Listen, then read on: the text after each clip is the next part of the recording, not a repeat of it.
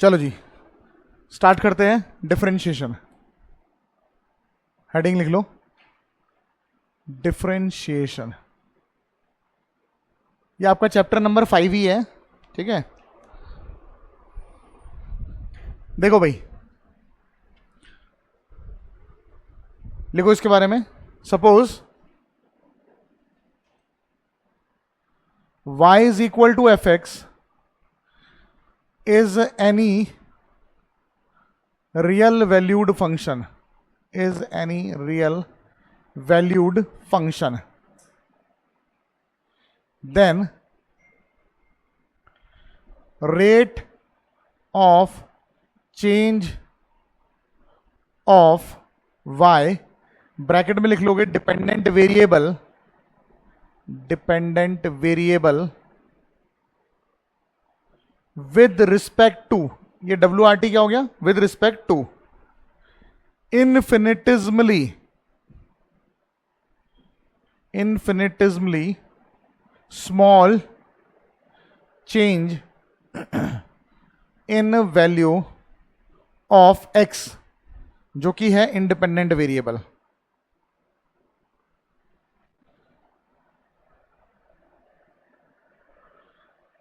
is called differentiation।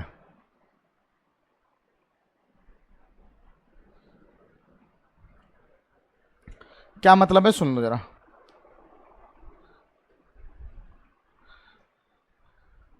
देखो suppose करो दो कंपनी है A एंड B। इस कंपनी को प्रॉफिट हुआ लेट से 4 लाख का, और इस कंपनी को प्रॉफिट हुआ 5 लाख का। कौन सी कंपनी बेटर परफॉर्म कर रही है? आपने कहा बी, ठीक है। मान लेते हैं इसको 1 मंथ में इतना फायदा हुआ, इसको 2 मंथ में इतना फायदा हुआ। अब बताओ कौन सी अच्छी है? बदल गया सब कुछ।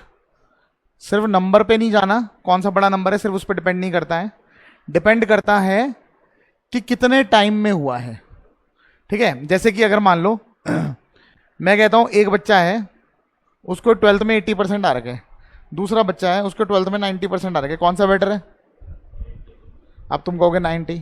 मैं कहूंगा एक ने 10th से 12th में पहुंचने में 2 साल लगाए, एक ने 5 साल लगा दिए, ठीक है। 90 वाले ने 5 साल लगा दिया।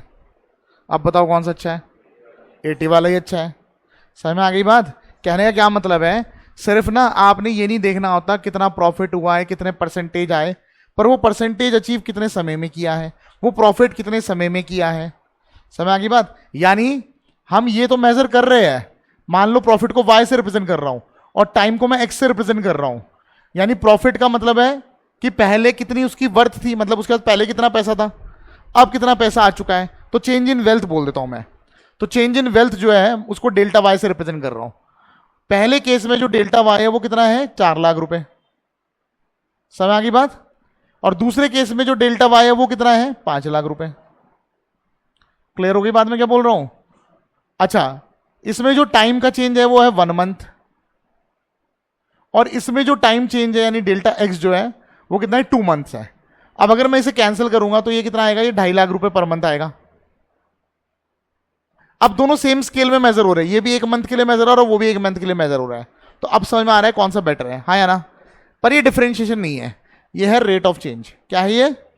Rate of change. Rate of change का मतलब होता है एक वेरिएबल में क्या कितना बदलाव आ रहा है जब दूसरे वेरिएबल में हम 1 यूनिट का चेंज कर रहे हैं, उसे बोलते हैं रेट ऑफ चेंज। समझ में आ गई बात? रेट ऑफ चेंज का मतलब हो गया जो एक वेरिएबल है उसमें कितना बदलाव आ रहा है जब हम दूसरे वेरिएबल में 1 यूनिट का चेंज कर रहे हैं, उसे बोलते हैं रेट ऑफ चेंज। बात समझ में आ गई? यहां पे ऑब्वियसली बात है जो y है ये डिपेंडेंट वेरिएबल है। भाई x को बदलने से y में फर्क क्यों पड़ेगा? तभी तो फर्क पड़ेगा जब डिपेंडेंट वेरिएबल होगा। समझ में आ गई बात? जैसे एक एग्जांपल और लेते हैं, जैसे मान लो मैं एक जगह से दूसरी जगह पे ट्रेवल कर रहा हूं, ठीक है, और ट्रेवल करने का जो मेरे को टोटल टाइम लगा वो लगा 4 आवर्स, ठीक है। 1 2 ये हो गया, 3 ये हो गया, 4, ये टाइम को रिप्रेजेंट कर रहा है। समझ आ गई बात? और जिस दूरी पे मैं जाना चाहता हूं वो 100 किलोमीटर की दूरी पर है। ठीक है, 100 किलोमीटर की दूरी पे, ये 25 हो गया मान लेते हैं, फिर ये 50 हो गया, ये 75 हो गया, ये 100 हो गया। ठीक है, ये किलोमीटर में है, ये आर में है।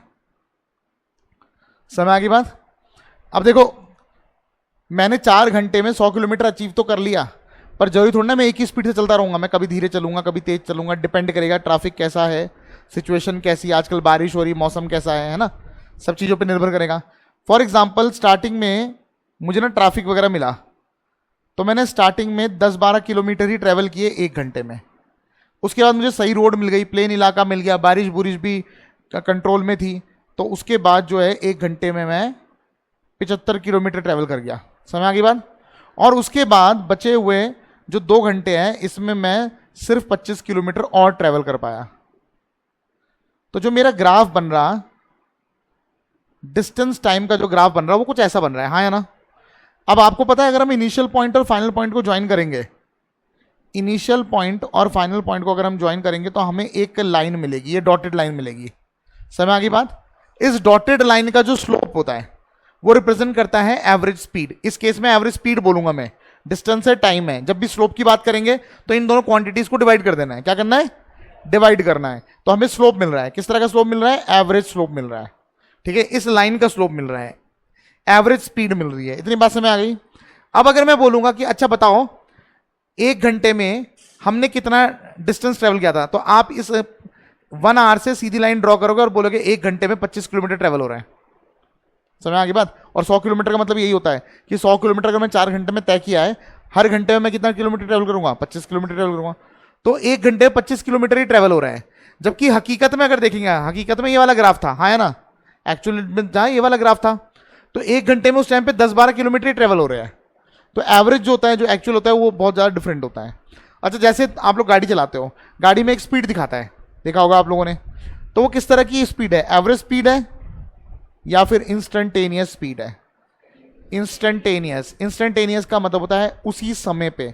उसी समय पे क्या मतलब होता है? देखो, उसी समय पे कुछ नहीं होता, मैथमेटिकली अगर देखा जाए तो उस टाइम पे, अगर मैं बोलूंगा इस टाइम पे स्पीड क्या है, तो स्पीड उस टाइम पे मेजर की नहीं जा सकती।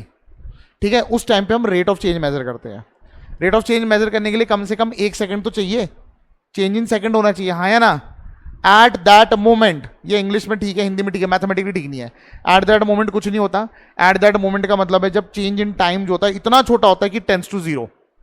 समझ में आ गई बात मैं क्या बोल रहा हूँ? At that moment. हम हकीकत में समय को रोक सकते हैं क्या? नहीं रोक सकते, लेकिन हम क्या बोल सकते हैं? समय इतना छोटा है कि टेंस टू 0। अब समय को छोटा करने का बहुत जगह फायदा होता है। कैसे? मैं आपको समझाता हूँ। जैसे कि मान लो, एक तो आपके स्कूल में जो होता है 4 एग्जाम होते हैं, 4 टेस्ट होते हैं। यूनिट टेस्ट हो गया, हाफ ईयरली हो गए, ठीक है, फिर आपका सेकंड यूटी हो गया, फिर फाइनल हो गया। ये किस लिए होते हैं? ये आप लोगों की वैल्यूएशन के लिए होते हैं कि भाई जो बच्चा है वो कैसा कर रहा है, कैसा नहीं कर रहा है, घर वालों को बताना पड़ेगा प्रोग्रेस। लेकिन ये जो 4 एग्जाम है, क्या ये काफ़ी है एक बच्चे को जांचने के लिए? कभी कभी क्या होता है, बच्चा जो होता है एग्जाम टाइम में पढ़ रहा होता है, बाकी टाइम में पढ़ता ही नहीं है। ठीक है ना। तो ऐसे जो लोग होते हैं ना, वो आगे जाके भी, मतलब एक जनरल परसेप्शन है, जरूरी नहीं है ऐसा ही हो, एक जनरल परसेप्शन है कि जैसे ये अभी कर रहा है बाद में भी ऐसे ही करेगा। मतलब की मोमेंट्स पे थोड़ी मेहनत कर लिया करेगा, लेकिन बाकी टाइम पे थोड़ा लेजी रहेगा। तो ऐसे लोगों की जरूरत नहीं है इंडस्ट्री में, मतलब मेरा मानना ये है। ठीक है ना। कैसे लोगों की जरूरत है? जो लगातार परफॉर्म कर सकते हैं, जो लगातार मेहनत कर सकते हैं। तो ये जो मेहनत करने वाली टेंडेंसी होती है ना, ये लगातार अगर तुम्हारे अंदर डेवलप हो जाना, इससे बढ़िया कोई चीज़ नहीं है। अब लगातार तुम्हें कैसे वैल्यूएट करेंगे? अगर मैं डेल्टा टी को टेंस टू 0 कर दूं, ठीक है, टेंस टू 0 कर दूं, या डेल्टा टी बहुत छोटा कर दूं। अब बहुत छोटा कैसे करूंगा? देखो, स्कूल में चल रहे हैं आपके 3-3 महीने में एग्जाम हो रहे हैं, 2.5 महीने में एग्जाम हो रहे हैं, लेकिन अगर मैं उसको ऐसा कर दूं कि महीने में कर दूं, तो थोड़ा और अच्छी तरह जांच लेंगे। ठीक है, बच्चे को थोड़ी और आदत लग जाएगी पढ़ने की। और अगर मैं इसको और कम कर दूं, मैं बोलूँगा 10-10 दिन में टेस्ट हो रहे हैं, और अच्छा हो जाएगा। और अगर मैं बोलूँ डेली चल रहा है भयंकर, डेली कैसे चल रहा है भाई? मैंने कहा 1 घंटे पढ़ाई होगी, ठीक है, स्कूल में भी 40 मिनट पढ़ाई होती है, मैंने कहा 15 मिनट में डेली सुनूंगा, तो 15 मिनट में डेली सुन रहा हूँ, ठीक है, और बाकी मैं पढ़ा रहा हूँ। तो ये जो डेली सुनने वाली कहानी हो जाएगी ना, ये तुम्हें डेली जज कर पाएगी। तो यहाँ पे डेल्टा टी टेंस टू मैंने क्या कर दिया है? 0 कर दिया। समझ में आ गई बात? ठीक है। अब एक चीज और समझ लो, और समझते हैं, और अच्छे से समझते हैं। मान लो एक पॉइंट है ए, मुझे ना दौड़ के किसी पॉइंट बी तक पहुंचना है। समझ आ गई बात? तो वहां तक जाने के लिए मान लो 3 रास्ते हैं, ठीक है। तो ए पे हमने स्टार्ट किया टाइमर, हमने कहा कि ठीक है भाई 4 जने निकल रहे हैं या 3 जने निकल रहे हैं, ठीक है, तीनों अलग अलग रास्ते से जा रहे हैं। तो एक हो गया ए पॉइंट स्टार्ट किया इन्होंने, दूसरा हो गया बी पॉइंट में पहुंच के पता चल रहा है कि हाँ भाई ये पहुंच गए हैं। भाई वहां पे कोई बंदा होगा बोलेगा हाँ भाई, मान लो तुम्हारे चेस्ट पे नंबर लगे होंगे, चेस्ट नंबर, तो बोलेंगे हाँ भाई ये बंदा पहुंच गया, चेस्ट नंबर ये पहुंच चुका है। दूसरी तरफ से इन्फॉर्मेशन आ रही है, चेस्ट नंबर ये पहुंच चुका है, चेस्ट नंबर ये पहुंच चुका है। लेकिन क्या हमें रास्ते का पता चलेगा किस रास्ते से आया? नहीं ना। हम लोग क्या कर सकते हैं, हम क्या कर सकते हैं, हर रास्ते पे ना अलग अलग चेक पॉइंट बना सकते हैं, ठीक है, जहां पे हम बोलेंगे कि हाँ भाई कोई भागता हुआ पानी पिला देना, ये ले, और देख भी लेना कौन कौन भागता हुआ आ गया। बात समझ आ गई? चेक पॉइंट्स बना दिए हमने अलग अलग जगह पे। क्लियर हो गई बात? अब हुआ क्या, जब चेक पॉइंट बना दिए तो अब हम सिर्फ स्टार्टिंग और फाइनल पॉइंट पे नहीं चेक कर रहे, बीच में भी कहीं चेक कर दे रहे। तो यानी डेल्टा टी टेंस टू हमने क्या कर दिया, कम कर दिया, यानी टाइम इंटरवल को फिर से कम कर दिया है। समझ में आ गई? और जब डेल्टा टी टेंस टू 0 कर देते हैं हम, मतलब डेल्टा टी की जगह पे डेल्टा एक्स हो सकता है, जब हम इसको इतना छोटा कर देते हैं रेट ऑफ चेंज को मेजर करने के लिए, जब हम डेल्टा एक्स को इतना छोटा कर देते हैं कि इट टेंस टू 0, तब उसे हम लोग बोलते हैं डिफरेंशिएशन। क्या बोलते हैं? डिफरेंशिएशन बोलते हैं। जब हम एक में रेट ऑफ चेंज मेजर कर रहे हैं with respect to infinitesimally small. Infinitesimally small का मतलब होता है दूसरे में जो चेंज ला रहे हैं वो बहुत ही छोटा सा ला रहे हैं, इतना छोटा कि इट टेंस टू 0। बताओ जी, बात समझ में आ गई? बात समझ में आ गई? ठीक है ना। एक और एग्जाम्पल से समझते हैं। आप लोगों ने लास्ट ईयर पढ़ा होगा डिफरेंशिएशन यूजिंग फर्स्ट प्रिंसिपल, पढ़ा हुआ है आप लोगों ने, डिफरेंशिएशन यूजिंग फर्स्ट प्रिंसिपल। मान लेते हैं, यहां पे ध्यान से देखते रहना सब जने, मान लेते हैं हमारे पास एक फंक्शन है और इस फंक्शन का ये रहा ग्राफ, ये फंक्शन को रिप्रेजेंट कर रहा है y is equal to f x. समय आ गई बात? इसके ऊपर एक पॉइंट है, लेट से ये वाला पॉइंट है p पॉइंट, ठीक है। p पॉइंट के कोऑर्डिनेट मैंने मान लिए x कॉमा एफ एक्स। कैसे माने भाई? भाई x तो रिप्रेजेंट करता है ये वाला डिस्टेंस, x रिप्रेजेंट करता है ये डिस्टेंस। समझ में आ गई बात सबको? x की जगह से कर लेते हैं c ले लेते हैं, इसको c ले लिया। अगर इस डिस्टेंस को मैं c ले लूंगा तो यहां पर फंक्शन की वैल्यू क्या है वो हम निकाल सकते हैं। फंक्शन की वैल्यू का मतलब होता है ये हाइट, ये मैंने पहले भी बताया आपको, कंटिन्यूटी वगैरह में बताया। फंक्शन की वैल्यू का मतलब है इस हाइट को बोलेंगे फंक्शन की वैल्यू। इस x की वैल्यू पे फंक्शन की वैल्यू क्या है, इस x की वैल्यू पे फंक्शन की वैल्यू निकालने के लिए फंक्शन की इक्वेशन का यूज करेंगे। हमने x की जगह पे c रख दिया तो ये फंक्शन की हाइट आ गई। बताओ इतनी बात समझ में आ गई? मान लेते हैं मैंने यहां पे एक और पॉइंट ले लिया, मैंने q पॉइंट ले लिया। मान लेते हैं इस पॉइंट की दूरी, इस q पॉइंट की दूरी x एक्सिस के अलोंग जो डिस्टेंस है वो है h यूनिट। भाई जब हम p से q पे पहुंचेंगे तो x कोऑर्डिनेट में भी बदलाव आएगा और हाइट में भी बदलाव आएगा, हाँ या ना। तो x कोऑर्डिनेट में जो बदलाव आ गया उसको मैं h से रिप्रेजेंट कर रहा हूं। समझ आ गई बात? अब मुझे बताओ इस पॉइंट का x कोऑर्डिनेट क्या हो जाएगा? x प्लस सी, यहां से यहां तक x c है, यहां से सॉरी x प्लस सी नहीं, c प्लस h, यहां से यहां तक c है, यहां से यहां तक h है। तो टोटल जो डिस्टेंस हो गया q पॉइंट का x कोऑर्डिनेट, जो q का x कोऑर्डिनेट हो गया वो यहां से लेके यहां तक का डिस्टेंस हो गया, यानी c प्लस h कॉमा। अब मुझे फंक्शन की वैल्यू निकालनी है, हाइट निकालनी है, तो फंक्शन की इक्वेशन तो पता ही है, इसमें पुट कर देंगे तो ये जाएगा एफ सी प्लस एच। बताओ जी इतनी बात समझ में आ गई? यहां तक कोई दिक्कत तो नहीं? अब एक बात मैंने थोड़ी देर पहले की थी, मैंने कहा था अगर इनिशियल पॉइंट और फाइनल पॉइंट को ज्वाइन कर दिया जाए तो मुझे मिलेगा इस लाइन का स्लोप जो कि एवरेज को रिप्रेजेंट कर रहा है। जो किसको रिप्रेजेंट कर रहा है? एवरेज को। तो आपको पता है delta y upon delta x ये रिप्रेजेंट करता है स्लोप। क्या रिप्रेजेंट करता है? तो ये मुझे मिल रहा है स्लोप ऑफ कॉड पी क्यू। इसे मैं कॉड ही बोलूंगा। कॉड क्यों बोलूंगा? भैया कर्व है, कर्व के ऊपर दो पॉइंट ले उनको ज्वाइन कर दिया तो हमारा क्या बन गया? कॉड बन गया। तो कॉड का जो स्लोप है, कॉड एक लाइन है और लाइन का जो स्लोप होता है वो होता है y2 minus y1 upon x2 minus x1, हाँ है ना। और y2 माइनस y1 को बोलते हैं डेल्टा y और इसको बोलते हैं डेल्टा x। डेल्टा y का मतलब होता है change in value of y coordinate. तो जब मैं p पॉइंट से q पॉइंट तक पहुंचा y कोऑर्डिनेट में कितना चेंज आया वो इनके y कोऑर्डिनेट को माइनस करके निकाल सकता हूं, यानी f c plus h minus f c upon delta x. X में कितना बदलाव आया? पहले मतलब फाइनल जो एक्स है वो है सी प्लस एच और पहले जो एक्स था वो था एक्स इक्वल टू सी यानी माइनस सी। बताओ जी इतनी बात समझ में आ गई? ठीक है। तो ये जो रिप्रेजेंट कर रहा है ये क्या रिप्रेजेंट कर रहा है? ये delta y upon delta x यानी कि स्लोप रिप्रेजेंट कर रहा है, रेट ऑफ चेंज रिप्रेजेंट कर रहा है। ये क्या रिप्रेजेंट कर रहा है? Delta y upon delta x slope of कॉड, या फिर आप बोल सकते हो ये रेट ऑफ चेंज है। क्या है ये? Rate of change. Rate of change मतलब किस रफ्तार से y चेंज हो रहा है जब हम x में 1 यूनिट का चेंज ला रहे हैं। समझ में आ गई बात में क्या बोल रहा हूं? किस स्पीड से y चेंज हो रहा है जब हम x में 1 यूनिट का चेंज ला रहे हैं। ठीक है, आप यकीन मानो चेंज से जरूरी रियल लाइफ में रेट ऑफ चेंज होता है। चेंज इतना इंपॉर्टेंट नहीं है, बल्कि रेट ऑफ चेंज ज्यादा इंपॉर्टेंट है। ठीक है, किसी इंसान में बदलाव आया, किस रफ्तार से आया, वो इंपॉर्टेंट है। ठीक है, किसी कंपनी में प्रॉफिट हुआ, किस स्पीड से हुआ, वो इंपॉर्टेंट है। समझ में आई बात? ठीक है ना। अगर मानो तुम्हारी सैलरी बढ़ रही है, कल को तुम जॉब कर रहे हो, तो किस रफ्तार से तुम्हारी सैलरी में चेंज आ रहा है, वो इंपॉर्टेंट है। ठीक है, समझ में आ गई बात मैं क्या बोल रहा हूं? तो रेट ऑफ चेंज ज्यादा इंपॉर्टेंट होता है। तो ये जो रेट ऑफ चेंज आ गया, यानी कि f c plus h minus f c upon h, ये तो हो गया रेट ऑफ चेंज। अब मैंने क्या बोला, डिफरेंशिएशन क्या चीज होती है। अब क्या करेंगे, delta y upon delta x. मैंने कहा ना एक्स को इतना छोटा चेंज करो कि इट टेंड्स टू 0। समझ में आ गई बात? और जब मैं ऐसा कर रहा हूं, एक बात समझो, डेल्टा एक्स टेंड्स टू 0 का मतलब है जो एक्स कोऑर्डिनेट है वो बहुत कम चेंज हो रहा है, इतना छोटा कि it tends to 0।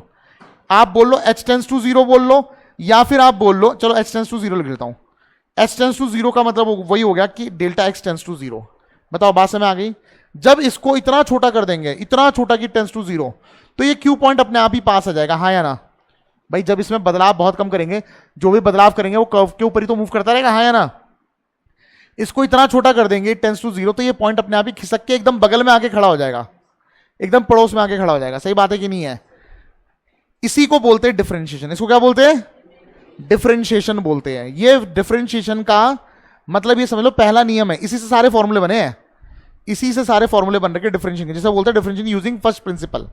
First principle का मतलब पहला नियम, डिफरेंशिएशन की जो बुनियाद डली है वो यहीं से डली है, यहीं से डिफरेंशिएशन की शुरुआत हुई, इसी से हमने सारे फॉर्मूले बना दिए हैं। ठीक है ना? किससे? Limit h tends to 0 delta y upon delta x. अब लिमिट यहां लगाया तो यहां भी लगाना पड़ेगा, तो लिमिट एच टेंस टू 0 और f c plus h minus f c upon h, इसी को बोलते हैं डिफरेंशिएशन यूजिंग फर्स्ट प्रिंसिपल। एक चीज और, प्रैक्टिकली अब ये स्लोप ऑफ कॉर्ड नहीं है, जब ये पॉइंट बिल्कुल पास आ गए तो ये स्लोप ऑफ टेंजेंट हो गया। क्या हो गया? यानी कि डिफरेंशिएशन रिप्रेजेंट करता है प्रैक्टिकली या geometrically slope of tangent drawn at point, जो भी पॉइंट होगा पी है यहां पे, तो ड्रॉन एट पॉइंट पी। सबको बात समझ में आ गई? ये इसका ज्योमेट्रिकल मीनिंग है। ठीक है, फिर हमने इसके फॉर्मूले बना रखे, इसी से बना रखे, क्लास 11 में सारे बना रखे आप लोगों ने। तो हमारे पास फाइनल जो आंसर आया है, पहली बात तो ये समझ लो, delta y upon delta x with limit delta x tends to 0 बोल लो, या फिर delta y upon delta x with limit h tends to 0 बोल लो, एक ही बात है।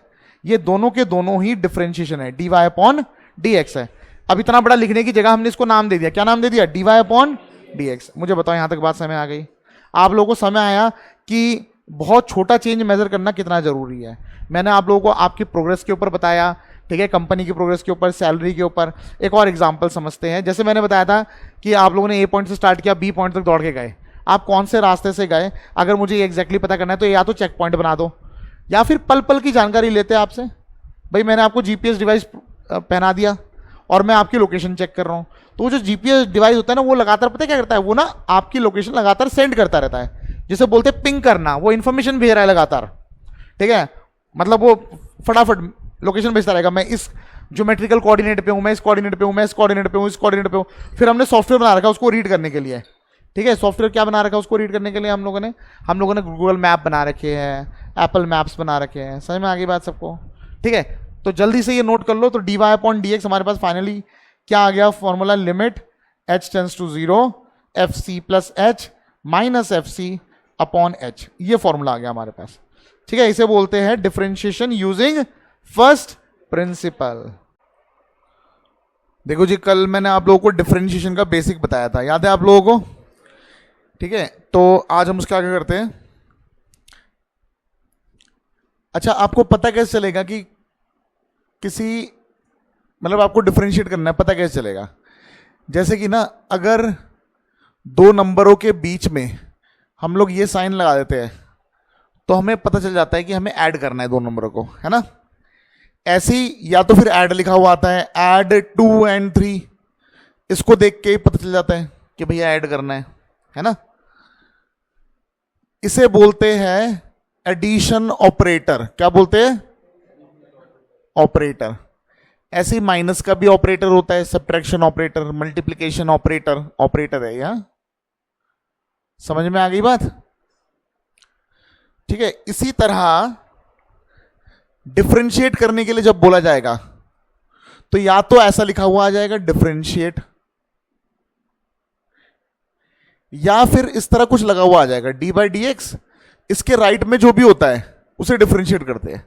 जैसे एडिशन कब करते हैं, एडिशन के जो राइट साइड में और लेफ्ट साइड में नंबर्स होते हैं उनको ऐड करते हैं। डिफरेंशिएट जब हम करेंगे तो हमें डी बाई डी एक्स दिया होगा, इसके राइट साइड में जो भी होगा उसे डिफरेंशिएट करेंगे। इसे बोलते हैं डिफरेंशियल ऑपरेटर। क्या बोलते हैं इसे? Differential operator. इसी ऑपरेटर को देख के हमें समझ में आता है कि हमें डिफरेंशिएट करना है, और डिफरेंशिएट किसको करना है? जो भी डी बाई डी एक्स के राइट साइड में लगा होगा। इसमें हम लोग डिफरेंशिएट कर रहे हैं विद रिस्पेक्ट टू एक्स। अब इसका क्या मतलब होता है, कैसे होता है, धीरे धीरे सब बता दूंगा मैं आप लोगों को। कल मैंने आप लोगों को ग्राफ बताया था, आपको याद होगा, ठीक है? जैसे इस तरह का कुछ ग्राफ था, यहाँ पे y एक्सिस था, यहाँ पे x एक्सिस था। तो जब x एक्सिस के अलॉन्ग हम लोग डिफरेंशिएट करते हैं, ठीक है, यानी कि जब हम x में इन्फिनिटिसिमली स्मॉल चेंज करते हैं तब y में क्या चेंज आता है, ये मेजर जब हम करते हैं, यानी विद रिस्पेक्ट टू जब हम x करते हैं तो उसे बोलते हैं differentiation with respect to x। समझ आ गई बात? तो यहां तक हमें क्लियर है। अब हमारे फॉर्मूले आएंगे, हेडिंग लिख लो आप लोग, फॉर्मूले ये डिफरेंशिएशन के फॉर्मूले है। पहला फॉर्मूला, सबसे पहला formula, d by d x of let's say constant आ गया, ठीक है? अब इसको समझते हैं जरा। यहां देखो, आपको याद है कांस्टेंट फंक्शन? कांस्टेंट फंक्शन का ग्राफ कैसा होता है? एक लाइन बनती है पैरेलल टू। अब एक चीज बताओ, मान लो मैं यहां पे खड़ा हूं, ठीक है? कहीं पे भी खड़े हो जाओ, कांस्टेंट फंक्शन में कहीं पर भी खड़े हो जाओ। मान लो जब मैं एक्स में हल्का सा चेंज करूंगा, मान लो मैं यहां से यहां तक पहुंच गया, जब मैंने एक्स में हल्का सा चेंज किया तो एक्स में जो चेंज है वो तो ये हो गया, ये जो डिस्टेंस है एक्स में चेंज है, हाँ या ना? वाई में कितना चेंज आया? 0, कोई चेंज आया ही नहीं। जब मैं एक पॉइंट से दूसरे पॉइंट में मूव कर रहा हूं इस कर्व के ऊपर, कांस्टेंट फंक्शन के ऊपर, तो वाई में कोई चेंज नहीं आया। तो यही होता है, ये फंक्शन को डिफरेंशिएट कर रही है, ये रहा, ये वाई की वैल्यू होती है d by d x of f x, F x यानी वाई। तो इसमें कोई चेंज ही नहीं आया, जब मैंने एक्स में कोई चेंज किया तो ये गया 0, D by d x of constant हो गया 0। सबको बात समझ आ गई?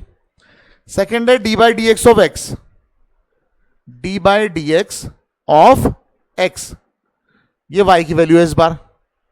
समझ में आ गई बात? Y is equal to f x होता है ना, तो यहां पे फंक्शन जो हो गया y is equal to x. Y is equal to x कौन सा फंक्शन होता है? आइडेंटिटी फंक्शन, अगर आपको याद हो। समझ में आ गई बात? आइडेंटिटी फंक्शन में कोऑर्डिनेट्स क्या होते हैं? 0 0 1 1 2 2 3 3, 0.1 0.1 0.2 0.2 0.3 0.3। जब भी एक्स कोऑर्डिनेट और वाई कोऑर्डिनेट बराबर होते हैं वो इस लाइन के ऊपर होते हैं। समझ में आ गई बात? अब मान लो मैं यहां पे कहीं था, 0,0 पे था, मान लो मैं यहां पहुंच गया, ठीक है? मान लो ये 1,1 हो गया, तो मैंने एक्स में कितना चेंज किया? पहले मैं 0 पे था, मैं 1 पे पहुंच गया, तो एक्स में कितना चेंज आया? 1 - 0 यानी 1। वाई में कितना चेंज आया?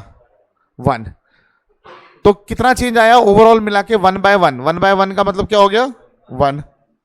तो d by d x of x क्या होता है? 1। समझ में आ गई बात? इसी तरह हमने बाकी सारे डिराइव कर रखे हैं फर्स्ट प्रिंसिपल से। कल मैंने बताया था फर्स्ट प्रिंसिपल क्या होता है। तो d by d x of x raise to the power n, बहुत इंपॉर्टेंट फॉर्मूला है। एन आगे आ जाएगा, एक्स की एक पावर कम कर दी जाएगी, ठीक है? नेक्स्ट है d by d x of a raise to the power x. यहां पर थर्ड में और फोर्थ में अंतर क्या है? यहां पे पावर कांस्टेंट है, बेस वेरिएबल है, यहां पे पावर वेरिएबल है, बेस कांस्टेंट है, उल्टा कर दिया। इसका फॉर्मूला होता है a raise to the power x log a, ठीक है, विद बेस ई। इसका बेस क्या होता है? ई। इसको हम ऐसे लिख सकते हैं ए की power x l n of a, ठीक है? ऐसा लॉग जिसका बेस ई होता है उसे बोलते हैं नेचुरल लॉग। क्या बोलते हैं? नेचुरल लॉग को हम ऐसे भी लिख सकते हैं। नेक्स्ट है d by d x of e raise to the power x. देखो ए क्या होता है? कोई भी नंबर हो सकता है, 2 हो गया, 3 हो गया, 4 हो गया, 5 हो गया, 2.1 हो गया, समझ में आगे बात? कोई भी कांस्टेंट। ई क्या होता है? ई एक स्पेसिफिक कांस्टेंट है। ये जो ई है, ई की पावर एक्स है, ये ए की पावर एक्स से ही बना है। हमारा जो आंसर आएगा वो आएगा ई की power x l n e. L n e 1 होता है, समझ में आ गई बात? ln e क्या होता है? 1, यानी log of e with base e, ये 1 होता है। समझ में आई बात? और e क्या होता है? e एक स्पेसिफिक कांस्टेंट है, जिसे बोलते हैं यूलर नंबर। क्या बोलते हैं? जिसकी वैल्यू अप्रोक्सीमेटली 2.7 के बराबर है। समझ में आ गई बात? तो d by d x of e raise to the power x, ये हो जाएगा e raise to the power x. Next है d by d x of sine x, ये होता है कॉस एक्स। ये सारे फॉर्मूले बन रखे हैं फर्स्ट प्रिंसिपल से, जो कि हमने 11th में बनाए थे। D by d x of cos x होता है minus sine x. D by d x of tan x होता है सेक स्क्वायर एक्स। समझ में आ गई बात? नेक्स्ट है d by d x of sec x होता है सेक एक्स टैन एक्स। और नेक्स्ट होता है d by d x of cosec x, जो कि होता है minus cosec x cot x. और नेक्स्ट है d by d x of क्या? कॉट एक्स, ये हो जाएगा minus cosec square x. Next होता है d by d x of log x with base e, यानी D by d x of l n x, natural log है ये, ठीक है ना। इसका डिफरेंशियल होता है 1/x। ये चीज और ये चीज सेम है, पता है ना। नेक्स्ट आता है हमारे पास d by d x of log x with base a, other than e आ गया। अच्छा, वैसे ना कैलकुलस में अगर बेस ना भी लगाया हो तब भी बेस ई होता है। बाय डिफॉल्ट जो बेस रहेगा वो क्या रहेगा? ई रहेगा कैलकुलस में। कैलकुलस यानी डिफरेंशिएशन, इंटीग्रेशन, लिमिट्स, ठीक है, डिफरेंशियल इक्वेशन। तो इसका आंसर आ गया 1/x और 1/x log a with base e। तो ये हमारे कुछ फॉर्मूले हैं, इसके अलावा और भी आएंगे फॉर्मूले, फिलहाल हम इतने फॉर्मूले से काम चलाएंगे।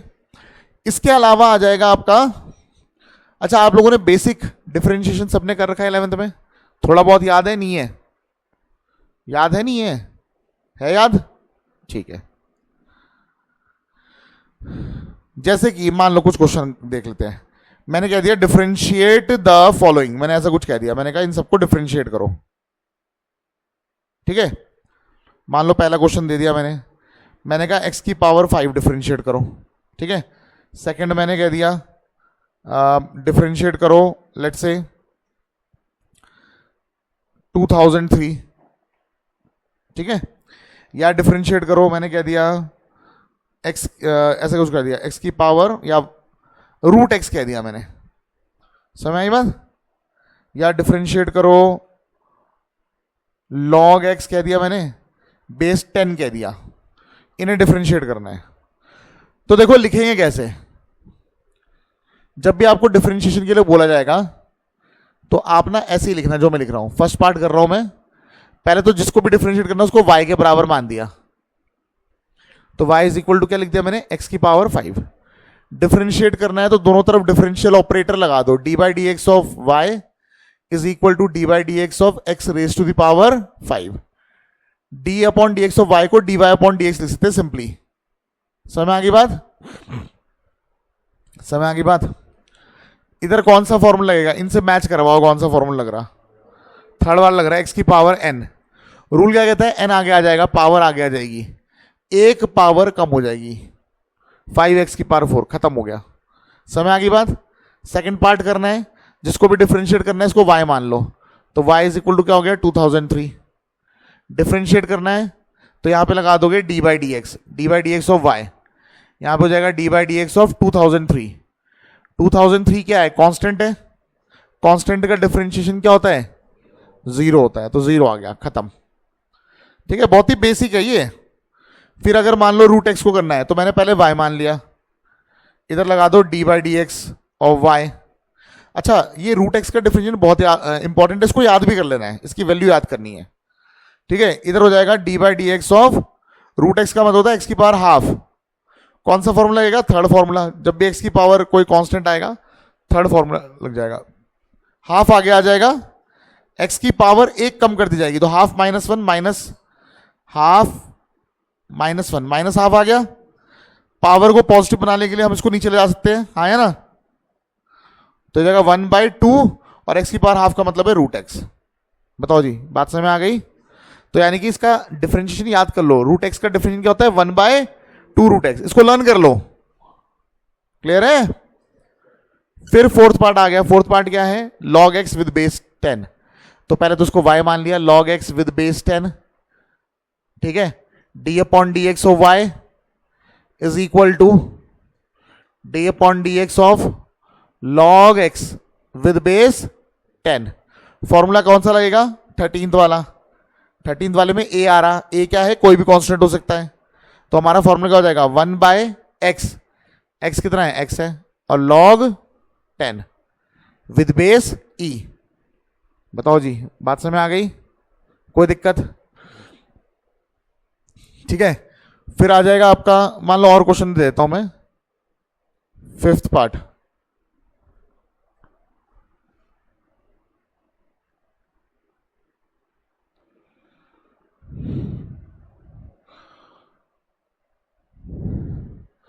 मान लो ऐसा कुछ दे दिया मैंने, 5 की पावर x, ठीक है।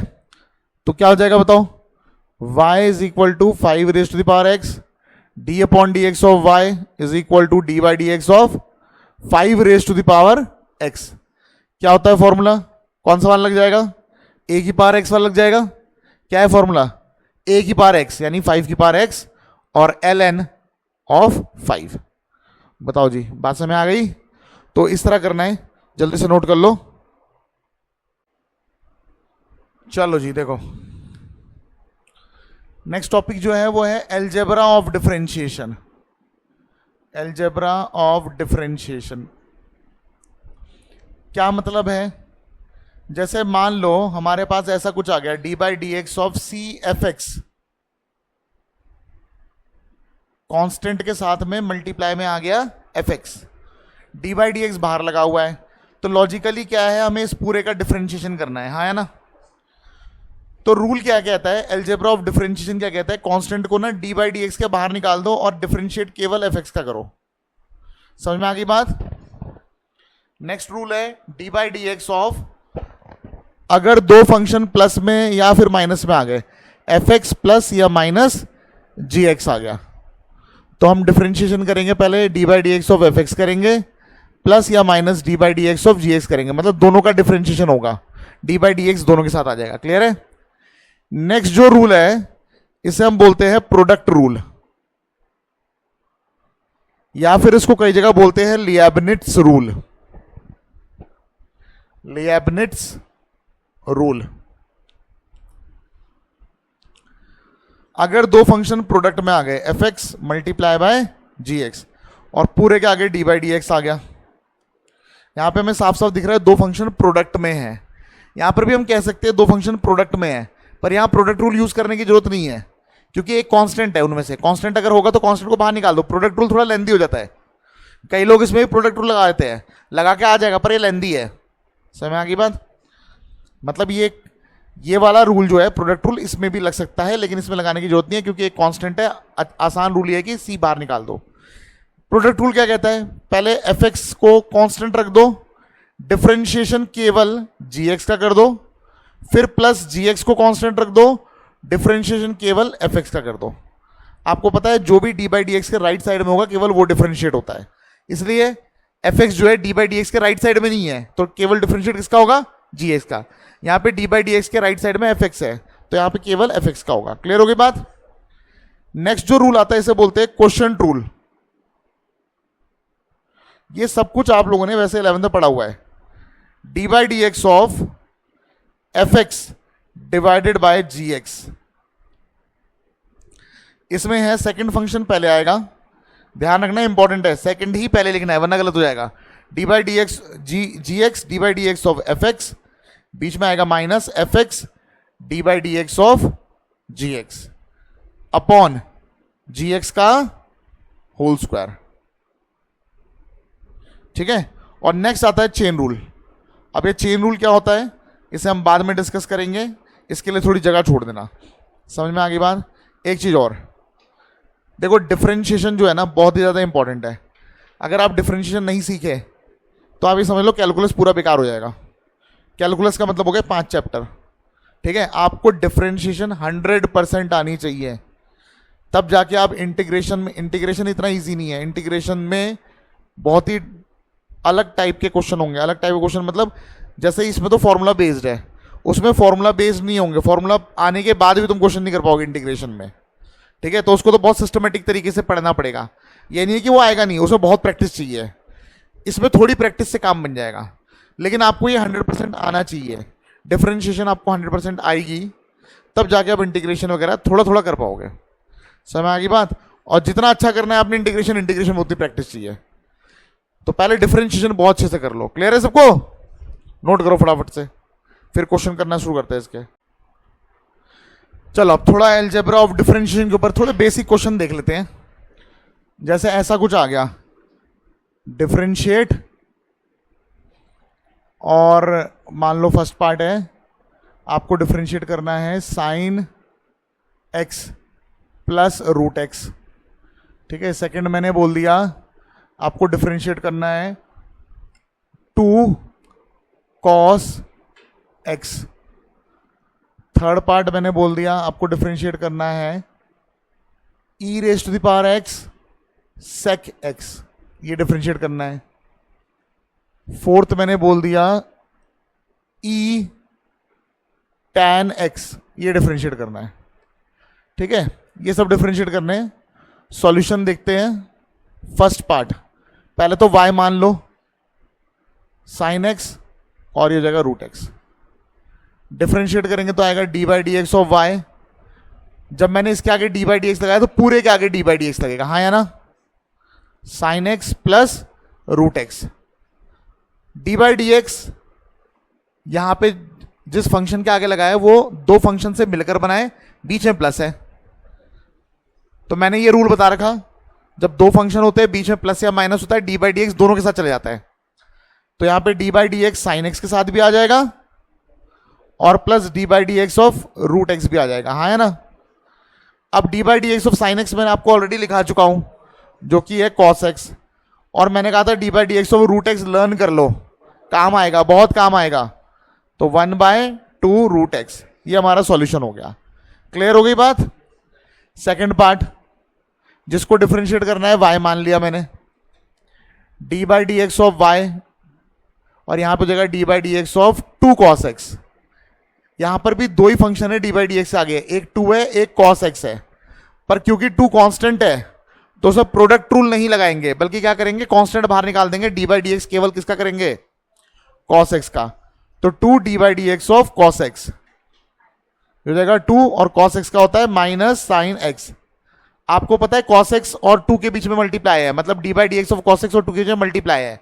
तो या तो ब्रैकेट में लिखो या मल्टीप्लाई का साइन लगाओ, क्योंकि अगर आपने ऐसा लिख दिया आप खुद कंफ्यूज जाओगे, ऐसा लगेगा 2 माइनस साइन एक्स आ रहा आंसर, ठीक है। जबकि ऐसा नहीं हो रहा, माइनस साइन एक्स 2 के साथ मल्टीप्लाई हो रहा, तो -2 साइन एक्स आ जाएगा। बताओ जी, बात समझ में आ गई सबको? अच्छा, थर्ड पार्ट क्या है, जिसको भी डिफरेंशिएट करना उसको y मान लिया मैंने। मैं यहां पे d upon d x of y लगा दूंगा, जो कि dy अपॉन डी एक्स कहलाता है। यहां पे भी आ जाएगा d by d x of e raise to the power x sec x. आपको यहां दिख रहे होंगे दो फंक्शन है, एक एक्सपोनेंशियल है और एक ट्रिग्नोमेट्रिक है। d बाई डी एक्स पूरे का हो रहा है, ठीक है, मल्टीप्लाई में है। कौन सा रूल लगेगा, प्रोडक्ट रूल। क्या कहता है प्रोडक्ट रूल, फर्स्ट फंक्शन, ठीक है, डिफरेंशिएशन ऑफ सेक एक्स हो जाएगा प्लस सेक एक्स हो जाएगा, और d by d x of क्या हो जाएगा, e raise to the power x हो जाएगा। तो e raise to the power x, sec x का क्या होता है, सेक एक्स टेन एक्स। बेटा डिफरेंशिएशन के फॉर्मूले कल तक लाना चाहिए, ठीक है, प्लस सेक एक्स और e raise to the power x से क्या हो जाएगा, e raise to the power x. ये आ गया। क्लियर हो गई बात। अब देखते हैं फोर्थ वाला पार्ट। y मान लिया, e tan x, d by d x of y हो जाएगा, यहां पे हो जाएगा d by d x of e tan x. क्या करेंगे बताओ, d y upon d x is equal to क्या आ जाएगा, कौन सा रूल लगाएंगे, कौन सा रूल लगाएंगे, नहीं लगाएंगे प्रोडक्ट रूल, नहीं लगाएंगे। हाँ ये कांस्टेंट है, ई होता है यूलर नंबर, ठीक है। ई की पावर एक्स नहीं लिखा मैंने सिंपल ई लिखा हुआ है। समझ आ गई बात। तो कांस्टेंट बाहर आ जाएगा, डी बाई डी एक्स केवल किसका हो जाएगा, टेन एक्स का। D by d x of ten x क्या होता है, ये आ गया। क्लियर हो गई बात। ठीक है, एक ऐसा करते हैं, ये मिटा दूं ना, चेन रूल के लिए जगह छोड़ देना आप लोग, मैं बाद में कराऊंगा, पहले थोड़ा बेसिक सीख लो। बिल्कुल बेसिक लेके चल रहा हूं, बिल्कुल बेसिक क्वेश्चन। एक क्वेश्चन रूल पे कर लेते हैं, क्वेश्चन फिफ्थ पार्ट जोड़ लेते हैं इसमें। मैंने बोल दिया let's say sine x upon x square plus 1, ऐसा कुछ दे दिया। देख लो सभी ने ध्यान से। अब आपको दिख रहा है कि ये दो फंक्शन से मिलकर बना हुआ है, डिवाइड हो रहा है। पहला फंक्शन है साइन एक्स, दूसरा है एक्स स्क्वायर प्लस 1, सही है। चलो यहां पे हो जाएगा d upon d x of y. यहां पे पहले क्या आ जाएगा, सेकंड फंक्शन आता है क्वेश्चन रूल के according, D by d x केवल किसका होगा, साइन एक्स का।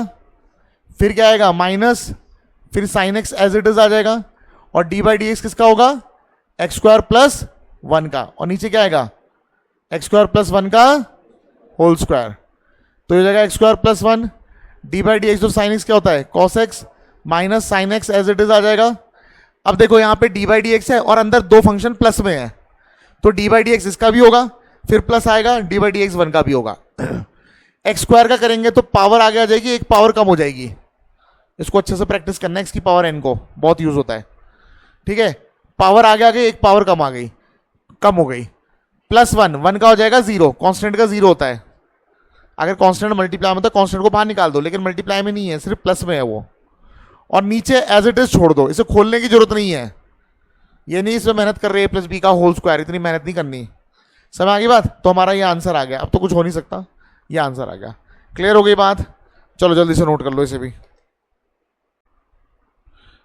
अभी तक मैंने जो भी आपको बताया है ये सब है क्लास 11th का, ठीक है, बिल्कुल बेसिक है।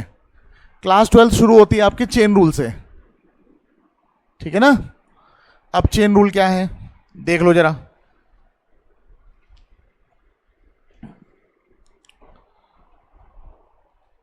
अगर मान लो आपका डिफरेंशिएशन ऐसा कुछ आता है, जो फिफ्थ मैंने अलजेब्रा लिखाया था आपको, ऐसा कुछ आता है जी ऑफ एफ एक्स। आपको याद है मैंने आपको कॉम्पोजिशन ऑफ फंक्शन पढ़ाया था, याद है, जी ओवर एफ, एफ ओवर जी, एच ओवर जी ओवर एफ, इस तरह आ गया। मान लो यहाँ पे दो तीन फंक्शन एक के ऊपर एक अप्लाई हो रहे हैं। पहले एफ एक्स है, इसके ऊपर जी अप्लाई हुआ, और उसके ऊपर मान लेते हैं एच अप्लाई हुआ।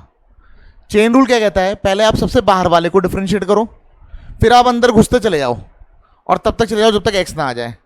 मतलब d by d x of, पहले एच करोगे, h of g of f x, पहले ये तो कर, पहले ये करोगे डिफरेंशिएट, फिर into d by d x of, फिर क्या आएगा, जी ऑफ एफ एक्स आएगा, और फिर इनटू क्या आएगा, d by d x of क्या आएगा, एफ एक्स आएगा, और इनटू लास्ट में आता है d by d x of x, जो कि 1 होता है। मतलब आप अंदर जाते जा रहे हो, पहले एच का किया, फिर आपने किसका किया, जी का किया, फिर आपने किसका डिफरेंशिएट किया, एफ का किया, फिर आपने किसका किया लास्ट में, एक्स का।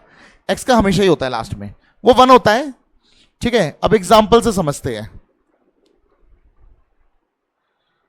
जैसे मैंने कह दिया, मैंने कहा डिफरेंशिएट, ठीक है, नंबर 1 मैंने कह दिया साइन 2x को डिफरेंशिएट करना है।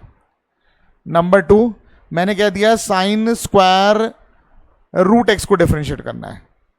नंबर 3 मैंने कह दिया x प्लस 3, या ऐसा कर लेते हैं x square plus 3x plus 5 power 10 को करना है डिफरेंशिएट।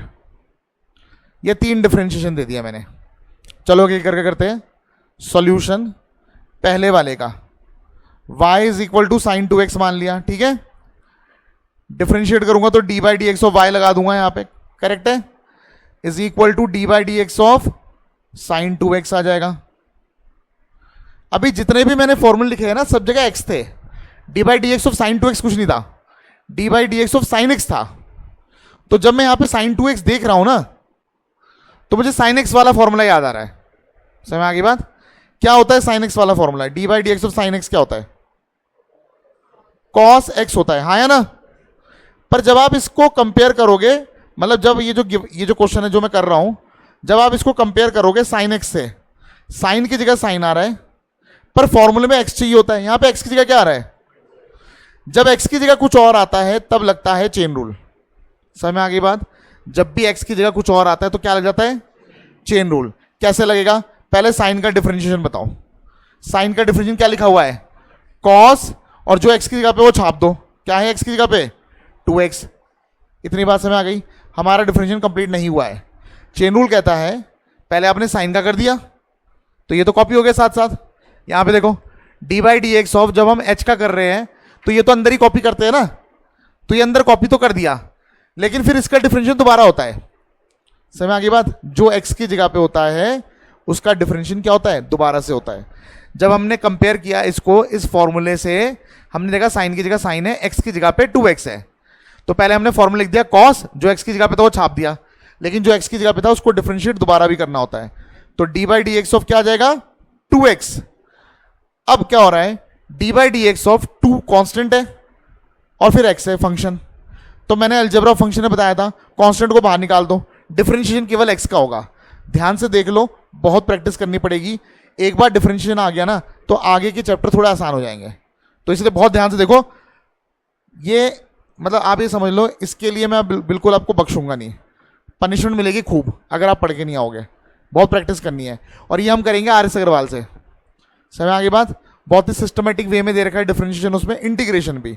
एटलीस्ट हम आर.एस. से डिफरेंशिएशन इंटीग्रेशन तो करेंगे करेंगे, और बाकी जो चैप्टर्स कराऊंगा उसके इंपॉर्टेंट क्वेश्चन जो होंगे वो आर.एस. से, ओपी मल्होत्रा से, बाकी सब जगह से निकाल के दे दूंगा, आर.डी. शर्मा से, सब जगह से निकाल के दूंगा। ठीक है ना। तो देखो यहां पे क्या है, d by d x of 2x, 2 बाहर आ जाएगा,